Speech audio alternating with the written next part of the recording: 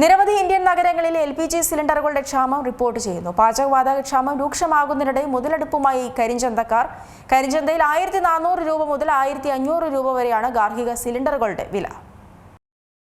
Middle east സംഘർഷം തുടരുന്നു. ഇപ്പോൾ രാജ്യത്ത് പാചകവാതക ക്ഷാമം അതിരൂക്ഷമായി തുടരുകയാണ്. ഇതിനിടയിൽ കൂടുതൽ മുതലെടുപ്പുമായി കരിഞ്ചന്തക്കാർ നിരവധി ഇന്ത്യൻ നഗരങ്ങളിൽ LPG സിലിണ്ടറുകളുടെ ക്ഷാമം റിപ്പോർട്ട് ചെയ്യുകയാണ്.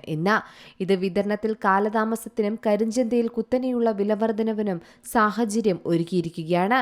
നിലവിലെ സ്ഥിതി സുസ്ഥിരമാകാൻ നിരവധി നടപടികൾ കേന്ദ്രം സ്വീകരിച്ചിട്ടുണ്ട്. പൂഴ്ത്തിവെപ്പും കരിഞ്ചന്തയും തടയാൻ സംസ്ഥാനങ്ങളോട് ആവശ്യപ്പെടുകയും ചെയ്തു. സുഗമമായ LPG വിതരണം ഉറപ്പാക്കാൻ പോലീസിന് നിർദ്ദേശവും നൽകിയിട്ടുണ്ട്. ആഭ്യന്തര LPG ഉൽപാദനം ഏകദേശം 25% വർദ്ധിച്ചതായും വാണിജ്യ ഉപഭോക്താക്കൾ ഗാർഹിക വിതരണത്തിന് മുൻഗണന നൽകിയെന്നും കേന്ദ്രം ഉറപ്പു നൽകുന്നുണ്ട്. എന്നാൽ മിക്ക സ്ഥലങ്ങളിലും ഇങ്ങനെയല്ല കാര്യങ്ങൾ. കരിഞ്ചന്തയിൽ കുത്തനെയുള്ള വിലവർധനവാണ് രേഖപ്പെടുത്തുന്നത്. LPG ലഭ്യത മതിയായ രീതിയിൽ തുടരുന്നുവെന്ന് കേന്ദ്രം പറയുന്നുണ്ടെങ്കിലും വിതരണം മുറുകിയതോടെ വാണിജ്യ ഗാർഹിക ഉപയോക്താക്കൾ ഔദ്യോഗിക നിരക്കിനേക്കാൾ വളരെ ഉയർന്ന തുക നൽകി LPG ശേഖരിക്കുകയാണ് ഇപ്പോൾ. പ്രത്യേകിച്ച് ഡൽഹി പോലുള്ള ഇടങ്ങളിൽ 1400 മുതൽ 1500 രൂപ വരെയാണ് ഗാർഹിക സിലിണ്ടറുകളുടെ വില.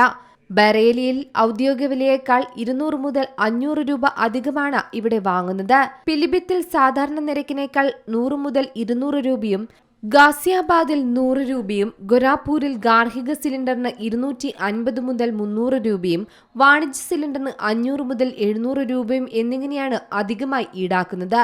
മാത്രമല്ല അയോധ്യ, കാൺപൂർ എന്നിവിടങ്ങളിലെല്ലാം 200 രൂപ അധികമാണ് കരിഞ്ചന്തയിലെ വില.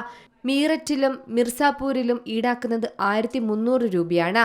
മുംബൈയിൽ വാണിജ്യ സിലിണ്ടറുകൾക്ക് 2800 മുതൽ 3000 രൂപ വരെ വാങ്ങുന്നവരുണ്ടെന്നാണ് റിപ്പോർട്ടുകൾ. ബംഗളൂരിലും മോശമല്ല. ഇരട്ടിയിലേറെ വിലയിലാണ് ചിലർ സിലിണ്ടർ വിൽക്കുന്നത്. ഹൈദരാബാദിൽ വാണിജ്യ സിലിണ്ടറുകൾക്ക് ഏകദേശം 3000 രൂപയിലധികം ചെലവാകുന്നുണ്ടെന്നാണ് കണക്കുകൾ പറയുന്നത്. ഇത് കേരളത്തിലും അധികം വൈകാതെ എത്തുമെന്ന് തന്നെയാണ് പ്രവചനങ്ങൾ. പല സ്ഥലങ്ങളിലും ഇത് ഹോട്ടലുകൾ, റെസ്റ്റോറന്റുകൾ, വിൽപ്പനക്കാർ എന്നിവരെ കരിഞ്ചന്തയിൽ നിന്ന് വാങ്ങാൻ നിർബന്ധരാക്കുന്ന സ്ഥിതിയാണിപ്പോൾ ഉള്ളതെന്നാണ് പറയുന്നത്. News desk Zee Malayalam news.